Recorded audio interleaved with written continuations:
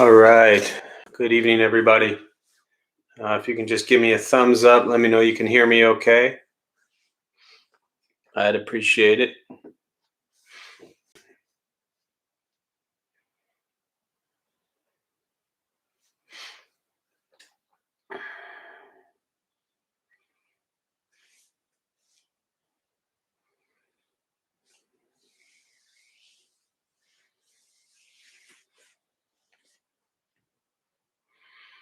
All right. Thank you, Bill. Thank you, Jim. So good to be with you all. We'll go ahead and we'll join palms as we get started. And you can repeat after me. I take refuge in the Buddha. I take refuge in the Dharma. I take refuge in the Sangha.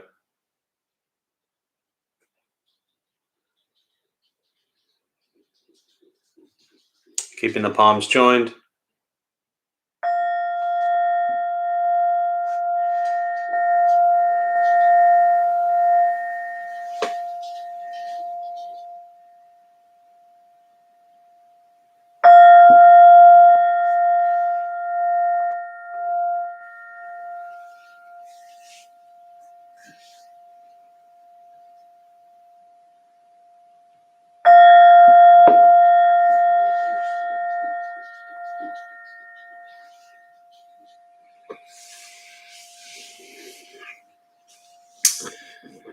And putting the palms down. All right. Good evening, everybody. Nice to be with you all. Sorry I missed Saturday. Had a schedule conflict and something I had to do. So good to be with you all here. For those who are joining us for the first time, welcome. I always like to start out with a question just to give us a little time to settle in before the meditation practice, and an opportunity for people just to really communicate with each other, and just an opportunity to share some thoughts or questions. So my question for you tonight,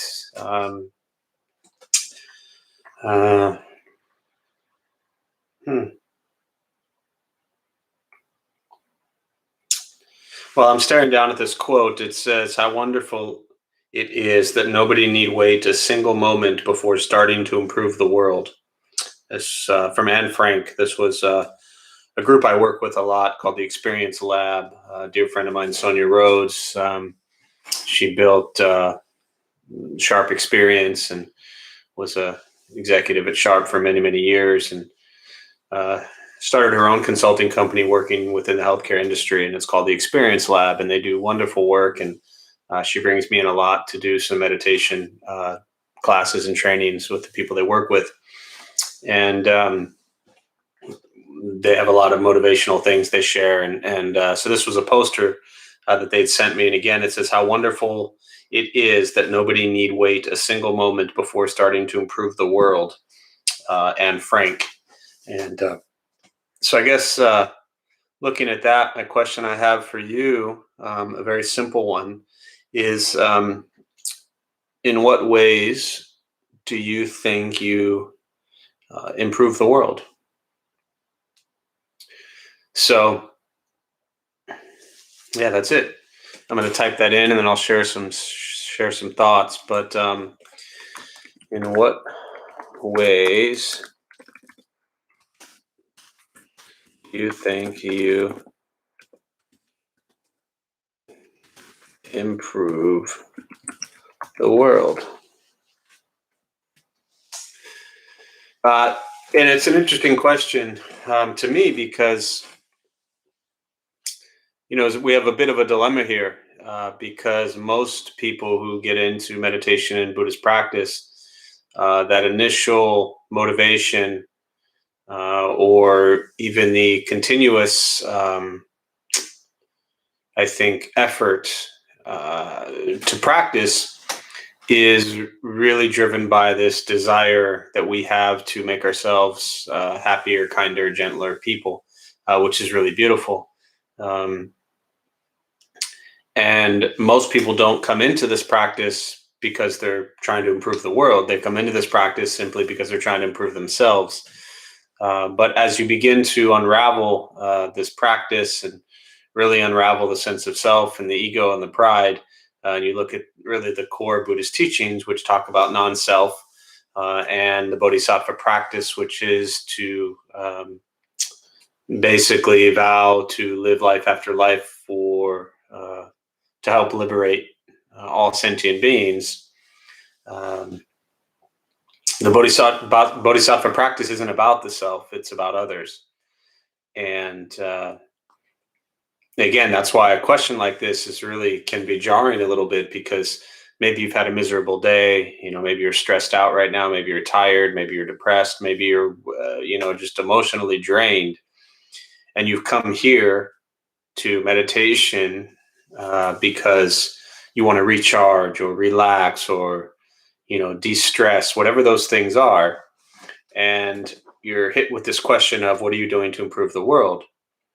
And very often that question can be jarring because, and again, if I'm sitting here looking at 60, 70 of you, it's very different. But, very, very often the reaction can be, well, I'm not trying to improve the world. I'm just trying to get through my day.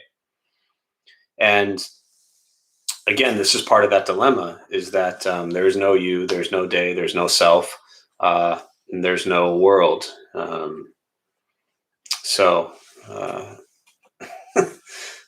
In what ways do you think you improve the world is the question.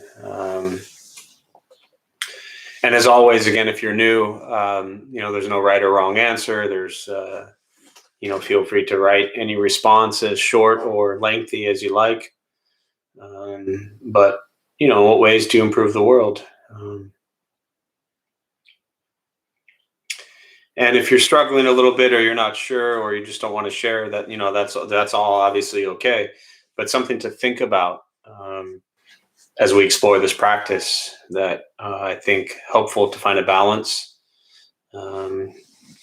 of, improving your immediate world, the life around you, and then recognizing how, when you improve your immediate world and the life around you, that can have a ripple effect out to the larger world. So, all right, Dave, just trying to be kind. Yeah, definitely. I mean, if we are kind, we can improve the world. It's not easy. Just being kind, it sounds so simple, but it's really difficult.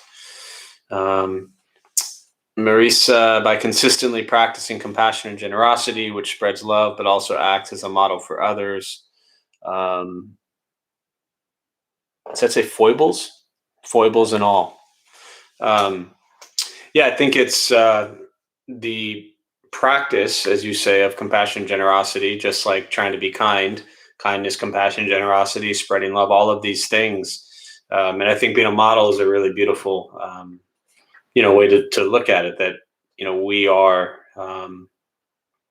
in everything we do, often setting examples for other people, whether we like to or not, whether we realize it or not. Other people are looking at our actions and our behaviors, and how do we respond is important. Chuck, sharing the beauty of plants. Absolutely. Yeah, it's a beautiful thing. We're still looking for a master gardener at the Dharma Bum Temple, because our garden and our yard is a mess. So one of these days. All right, Samir, I work very hard at self-improvement and trying to forge positive relationships and being a good husband and father. Definitely. Again, also the balance of how this self-improvement ripples out and affects our immediate world and relationships. So, Jim, by leading my team at work, sign language interpreters, towards trainings involving mindfulness and compassion, so that they hopefully bring that into their work with clients. Yeah, beautiful. That's Jim. I wonder if you've met Megan from Temple. If the two of you have met, because she works as a teacher with sign language. So I don't meet too many people who do that. It's beautiful work. So yeah, it's recognizing that the impact that we have with students and colleagues and people we work with, how that the impact we have really can have a lasting effect on them.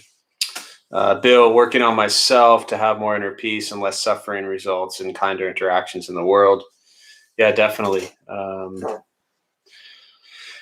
I'm with you, Chuck. Benton, by being grateful and work on being a little better every moment, help others when you can. Definitely. Kimberly, treating all beings the way I would want to be treated.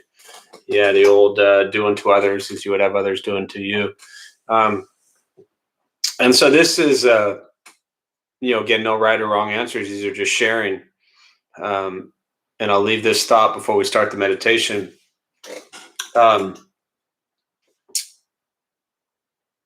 Try to ponder, and I know just about all of you who've shared, so I definitely know where you're coming from, and I know your intention.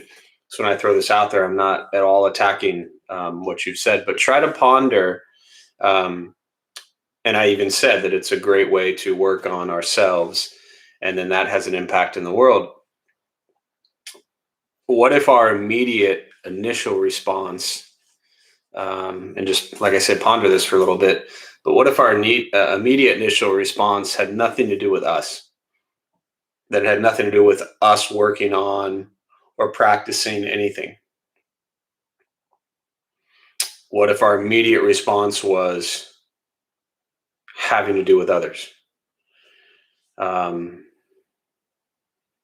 Because often, if that's the first thing, that drives home even deeper everything that you're all bringing up. So I could say, well, I'm, practicing generosity so I can uh, feed people who are hungry. Cultivating generosity so I can feed people who are hungry. If I flip that around and I say, the way I help improve the world is by feeding people who are hungry, that experience alone continues to cultivate that generosity, that kindness, that compassion. So it's just another way to look at the question.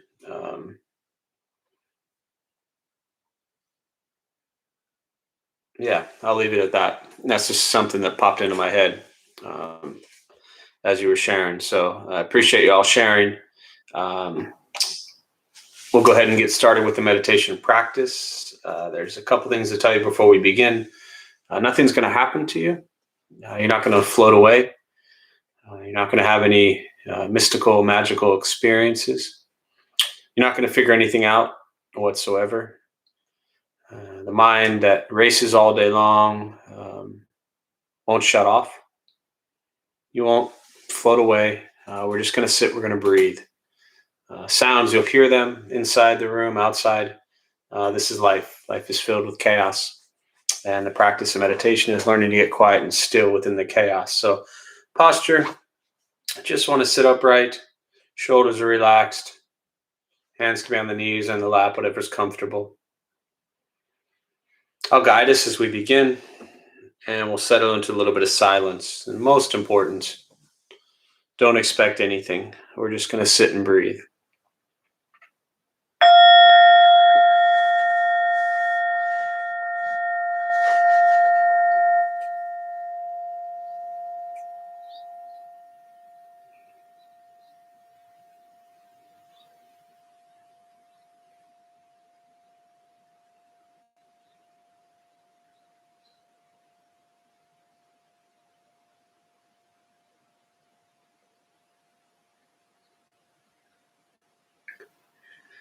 And starting with the eyes closed if comfortable, or slightly open. Mouth open or closed. We'll start with taking 3 deep breaths slowly.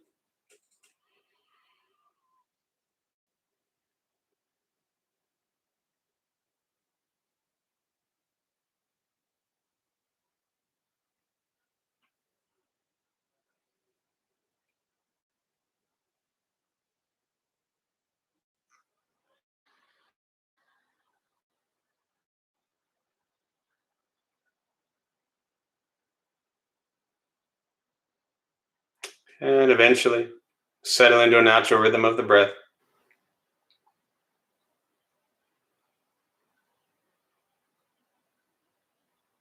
Noticing the mind as it wanders, jumping from thought to thought.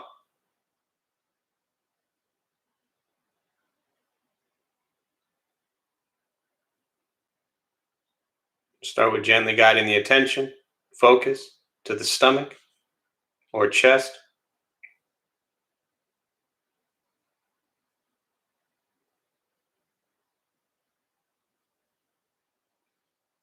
And breathing in, feel them rise.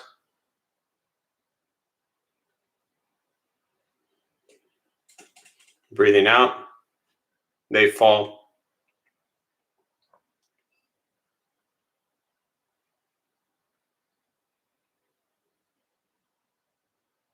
And simply continue this practice,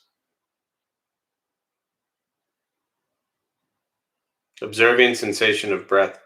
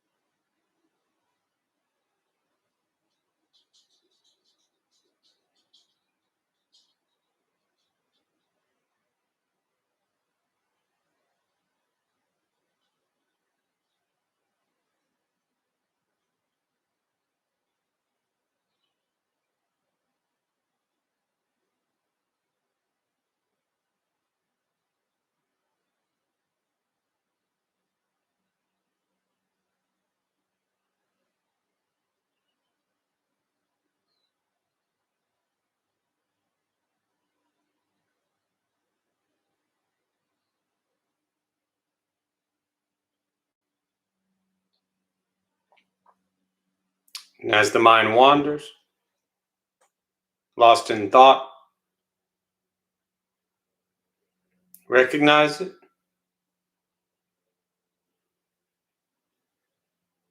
release that thought, return attention, focus to the breath.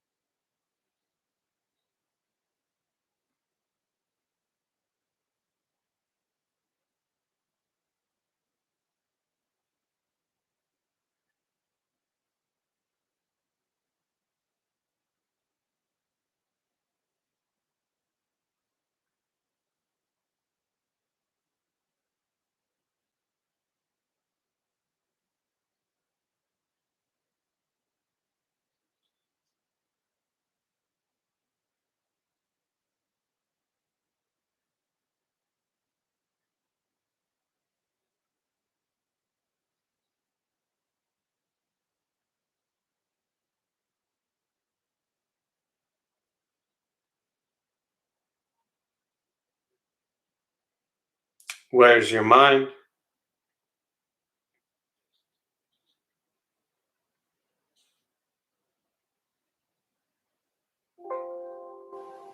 Return to breath.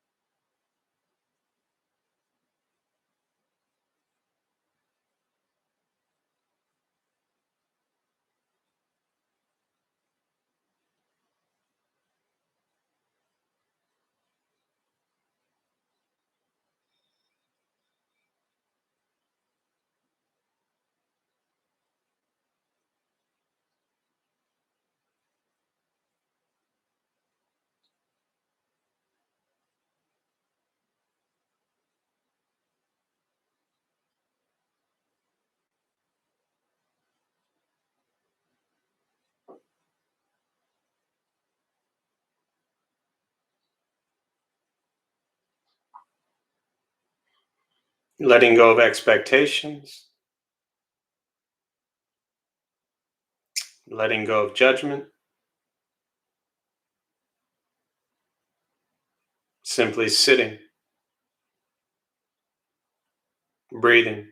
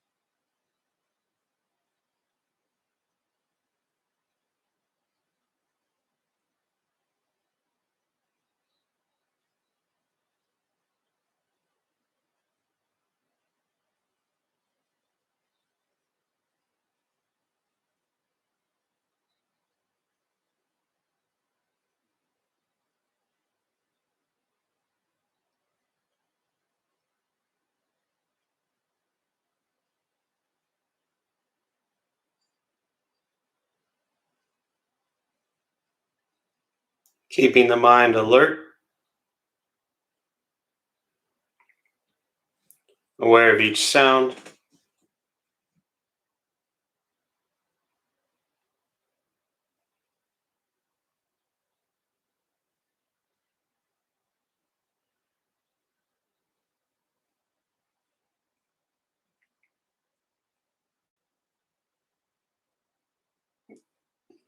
each thought,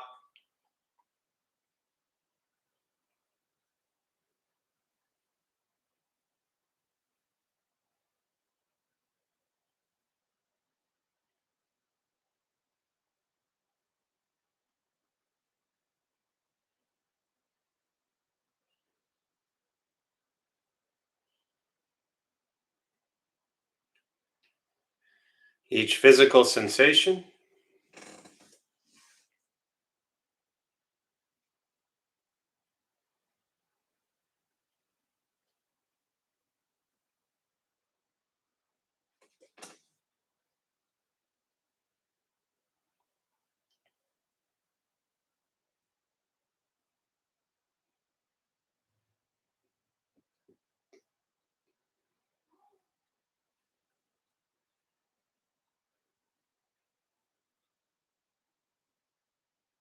yet concerned with nothing but sitting, breathing.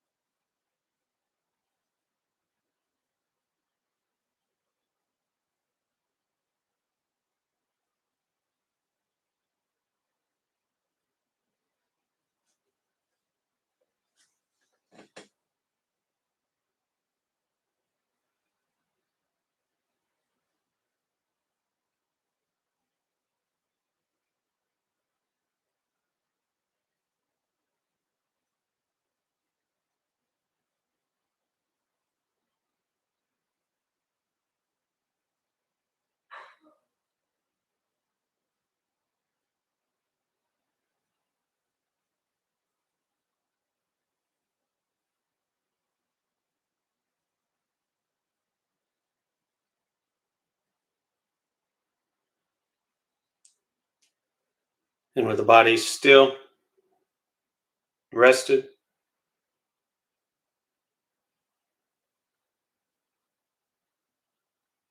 and the speech quiet, aware of all sounds,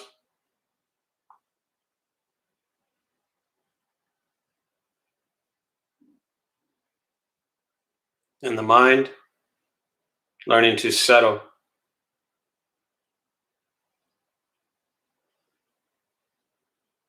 know what it's like to just sit and breathe.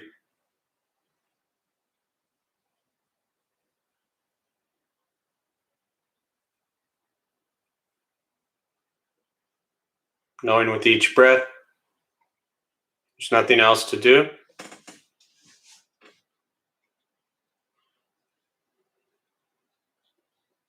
nowhere else to go,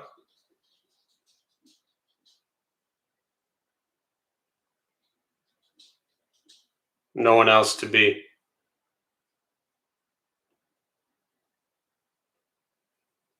Everything beautiful, exactly as it is.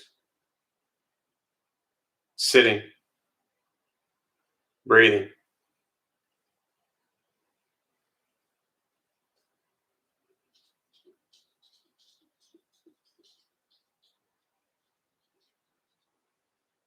Once again,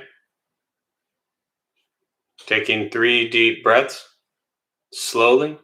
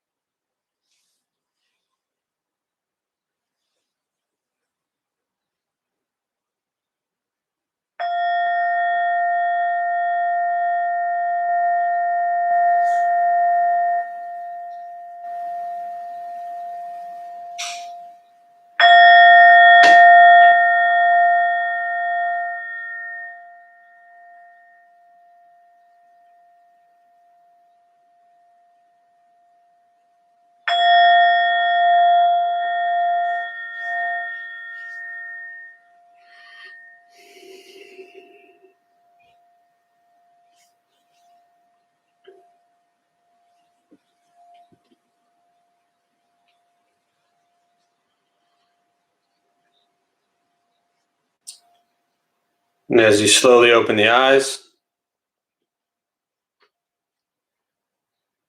Slowly begin to move.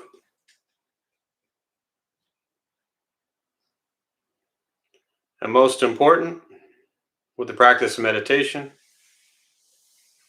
is to recognize how you feel now, immediately after.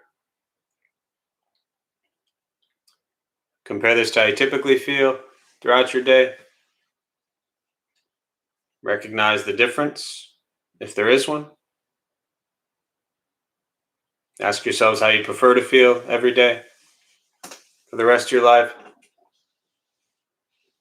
And realize however you feel now, if it's quiet, calm, and still, or a busy mind, racing mind, whatever you're sitting with at this moment, has nothing to do with anything I said. It's nothing to do with how we sit and hold the hands or cross the legs. It's not from the sounds around us or anything else for that matter. It has everything to do with your own mind and your own mind's reaction to an external condition. This is what the Buddha called pratitya samuppada, means dependent origination. This is the basis of the Buddha's awakening. The word Buddha simply means awakened. He was a human being no different than any one of us who began to understand why he suffered, why he got angry, sad, depressed, stressed, anxious. He began to understand the causal relationship of all phenomena. And what that means very simply for all of us is every moment of your life, things happen, you react. More stuff happens, more reactions. That's it. This practice is learning what it's like to respond to something quietly, peacefully, still. For most of us, the way you respond to the last 20 minutes is quite different from how you respond to everything else that's going on in your day. And so all we're working on is closing the gap to where the way you feel now is closer to how you feel always. Just as driven, motivated, productive, successful, whatever that means to you in your respective lives. But with a mind that's steady, clear, focused, distracted by nothing, disturbed by no one. It's not an easy practice. It's not necessarily fun. But meditation is free. Buddhist practice is free. It's sitting, breathing, learning to be kind to yourself and everybody else.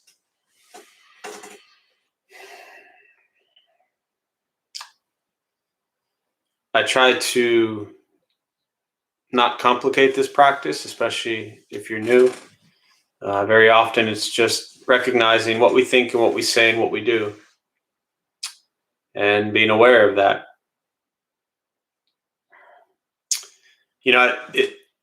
I almost stopped midway through my start of the meditation because a thought that popped into my head, and I was wrestling in my head. Should I share it now or wait? Share it now or wait? And then I decided to wait. And then I thought I would forget about it, and then it just popped into my head again. But my opening question, which was, what do we do to improve the world? And everybody shared beautiful thoughts, and then I made a comment about pondering what if our initial reaction was, about what we're doing for someone else, just as something to think about. And then I looked up and I saw Chuck said, sharing the beauty of plants. And I want to just kind of use that as an example to really finish my thought. And again, if you're just joining, none of these thoughts are right or wrong or good or bad. For me, I like to it's something my master taught me when I would ask questions, and she would say, don't look for answers, change the question. And so with deeper exploration of this ego and pride and self, I think comes a deeper awareness of how intimately connected we are to people and things. And coming back to my kind of comment or suggestion about thinking about the question a little differently, again, Chuck said, sharing the beauty of plants. And to me, that's an example of, so how do we improve the world? We share the beauty of plants. When we share the beauty of plants, people respond to that in a very wonderful way. And when we see them respond to that in a very wonderful way, that does something to us. And what that does to us is incredibly profound and actually cultivates, I think, a deeper level of compassion and kindness and generosity, which is coming from the ripple effect back to us by something we brought to the world. So, for me personally with this journey, it's the practice of sharing the Dharma, of sharing my attempt to understand the teachings, of sharing a place like the Dharma Bum Temple, of creating a temple for so many people to gather. That impact that it has had back on me is greater than anything that I could have ever imagined in cultivating compassion and generosity and kindness. So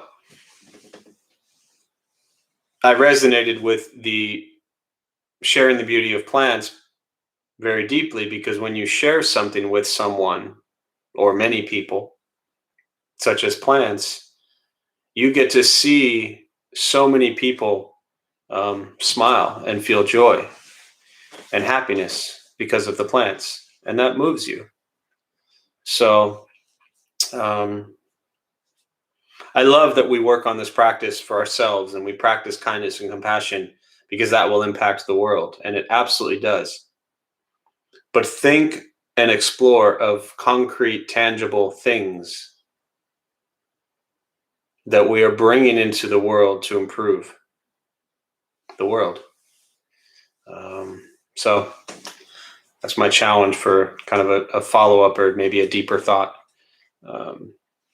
So with that, I'll stop. I'll just turn over to questions. For those who are joining us for the first time, welcome. There's a chat box, as you'll probably see somewhere on your screen. And I always prefer just to respond to questions around meditation, Buddhist practice, maybe anything I shared. And we use the rest of the time this evening for questions. So feel free to type in whatever you got. No good or wrong or bad questions, just questions, thoughts.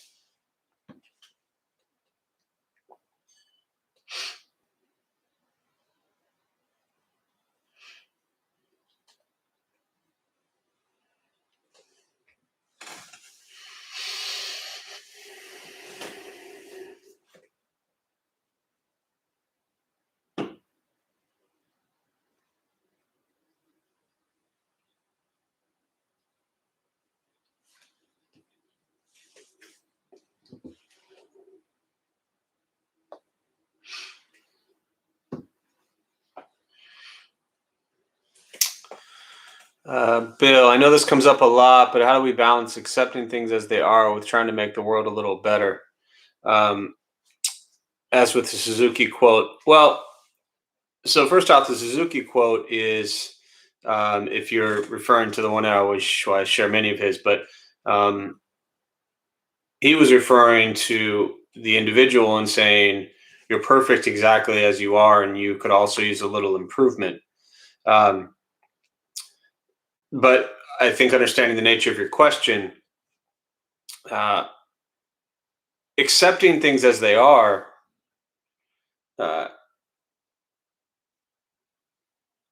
is, so for me, I prefer to use the word embrace, or even beyond accepting and embracing, just seeing things as they are. Because the challenge is when we say, I accept something for how it is, that also means we're throwing judgment on it. We don't like it, but we're going to choose to accept it. Embrace, even the same thing, although I see embrace closer to just seeing things as they are. But if you change the question of how do we see things as they are and try to make the world a little better, well, you're only going to make the world better when you see things as they are. So when I look at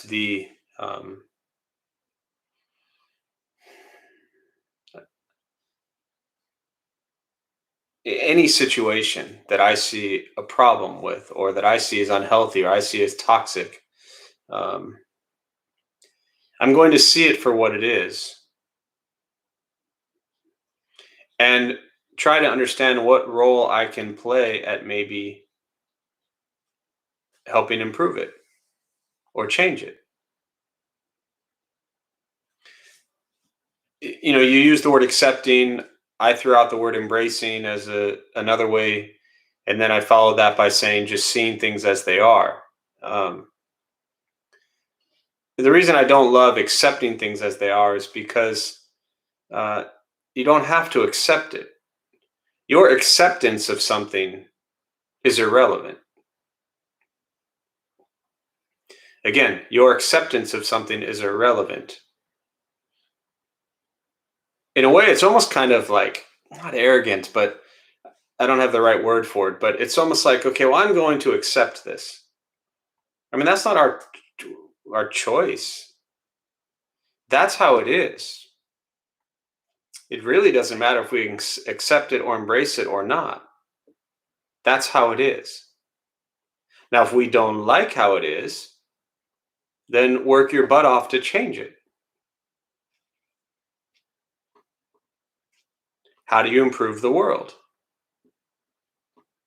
By saying, well, I'm going to accept racism exists and just leave it at that, doesn't fix anything.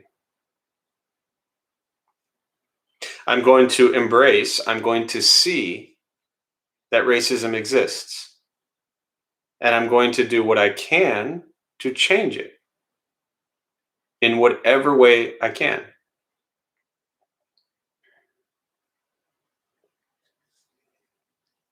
So, again, if you break down the nature of your question, when you say balance accepting things as they are, to me, what that says is you don't like how things are. And you want to make the world better by changing what you don't like. Well, the only way you can change what you don't like is first by understanding what about it don't you like. And can you do that without being angry? Because if you're angry about something, it's going to be very difficult to respond with kindness and compassion. You can really dislike something for the way it is without being hateful towards the people that are doing it.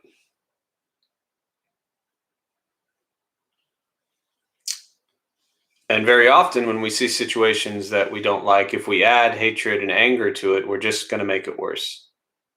So again, I'm really looking at rephrasing the way you're asking the question, but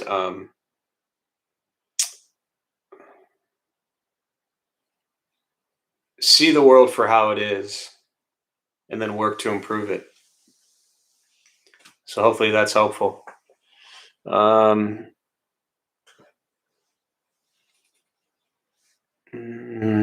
right, let's see. Kimberly, I don't know if you were trying to type something there. I just see some lines. So feel free to chime in if you have a question. You're welcome, Bill. Yeah, acceptance has a lot of judgment tied up in it.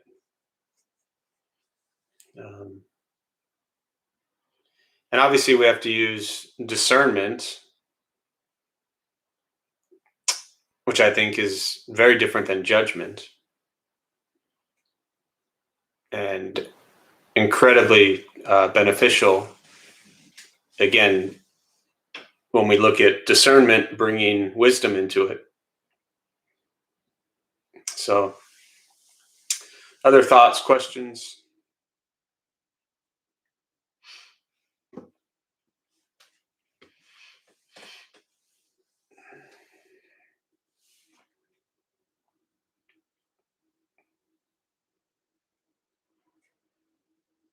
Yeah, I think the Suzuki quote of "You're all perfect exactly how you are, and you all could use a little improvement" is different in a sense that what I believe he really wanted people to see was to stop thinking they're so terrible. To stop judging themselves as these cruel humans who've done bad things. Um, but to recognize that we as individuals are all work in progress, and we've done a lot of beautiful things, we've done a lot of harmful things. It's the way it is, and that's life, and that sucks that we have all done so many things to harm people. Um, but if you hate yourself for it, you're not going to ever change that. So, for me, that was a big part of practice, was learning to forgive myself and understand myself with all the things and harm that I had done to other people. And once I was able to move past that and stop thinking I'm such a terrible person, then you can work on being a good person. But if you think you're a terrible person, then it's going to be really difficult to transform. Dave, can you discuss the difference between acceptance and acknowledgement? Yeah, I think that, again, there's a lot of words that we can throw in there. And, if I told you my SAT score, on the language side, I would be the wrong one to be throwing out words. But I think acknowledgement, it went from acceptance, I said embrace, and then acknowledge, you're throwing out there. And then I also said seeing things as they are. I think acknowledgement, a word that's even one step better than embrace. Although when I say embrace, for me, what that means is I'm going to embrace it with open arms. I'm going to see it, and I'm going to welcome it because it's what's real, or what's existing, I should say. Acknowledgement, I think, is really even closer to seeing things as they are, because we're going to acknowledge that this is what's happening without judging it. And, the acceptance, again, the word acceptance is so heavily built around a specific view and a judgment that says, I don't like it, but I will accept it. I don't want this, but I will accept it. And again, we don't have a choice but to see things for how they are. Our acceptance of it, I guess a better way to put it is, our acceptance of a situation doesn't change the situation. When we acknowledge a situation, we become aware of what's actually happening in that situation. I acknowledge racism exists. I acknowledge it. My acceptance or judgment of it doesn't change that it exists. I acknowledge it exists.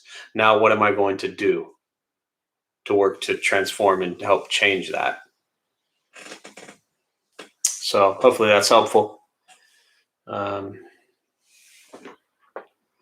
Good question. All right.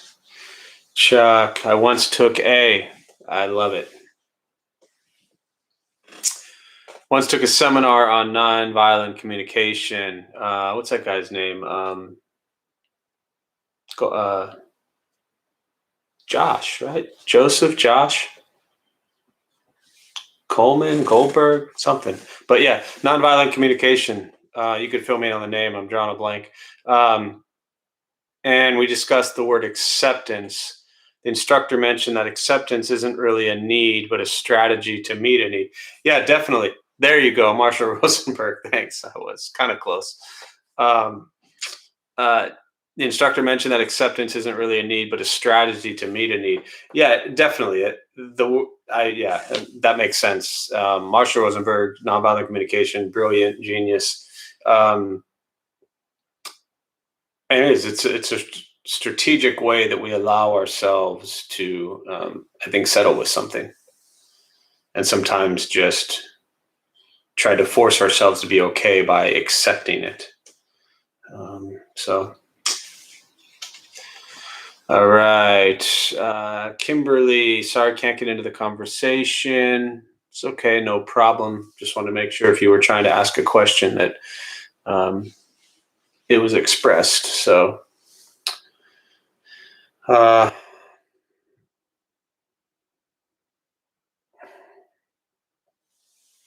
it's a good way to put it. Acceptance isn't really a need, but a strategy to meet a need. Other thoughts, questions? I'll do one more before we wrap up here.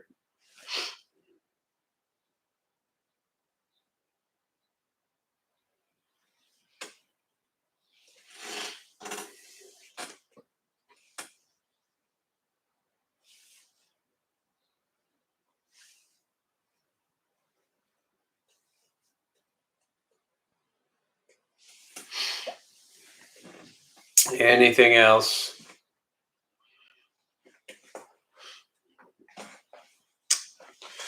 Or you will all just have to accept and acknowledge and embrace that we're going to end. So I will close on that. We will join palms and we'll do a transfer of merit. May any merit gained from this practice be transferred to all beings in all directions. May all beings be at peace. May all be free from suffering.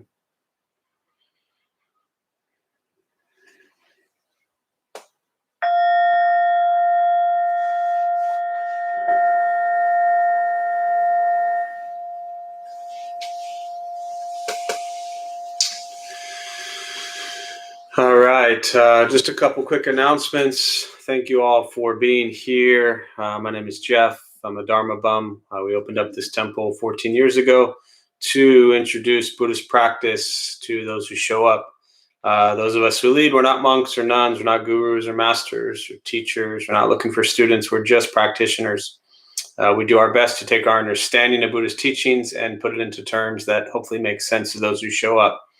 Every night we have different classes going on. We did close the temple March of 2020.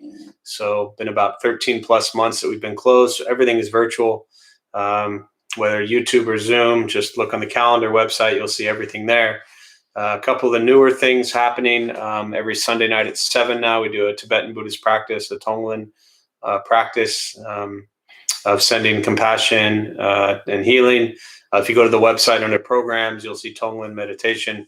And if you have anyone that you want to send good thoughts to, it'll take you about 20 seconds. You can enter the information in and they'll put them into the prayers for Sunday night. Also, our Homeless Hats project, Sunday at 3, is going strong. So lots of beanies being made for those who need it. And also just a reminder, Monday through Friday, 8 a.m. and 8:30 p.m., we do a sit. So if you want to start your day or just sit early in the morning, it's 2 sessions, 8 to 8:25, and then 8:30 to 8:55. So you can jump on at any point there. Again, it's all online. The morning meditation is totally silent. So there's no guidance or there's no discussion. It's just a time to sit with others. Roger, is the temple going to reopen? Yeah, I mean, we have every intention to reopen now. We just don't know when yet. So we're very cautious, very conservative. And even though in California they're talking about mid-June lifting the restrictions, we will still take it day to day from there. I guarantee you we're not open anytime before that. And then once, if and when that does happen, we'll look at what it is like after that come, end of June or July, and see where we are. We have a lot of high risk folks in our community, so we are very cautious, and we'll reopen when we feel it's ultimately safe to do that. So we take this pandemic very seriously. We take the coronavirus very seriously. And we've done our best to just shut down completely and not be the reason anybody gets sick. So that's that's the response. But yes, we have every intention of reopening at some point. So I wish you all well. Please stay safe, stay home as much as possible, wear a mask, wash your hands, do all those things to not contribute to others potentially getting sick. So I wish you all well, and we'll see you soon.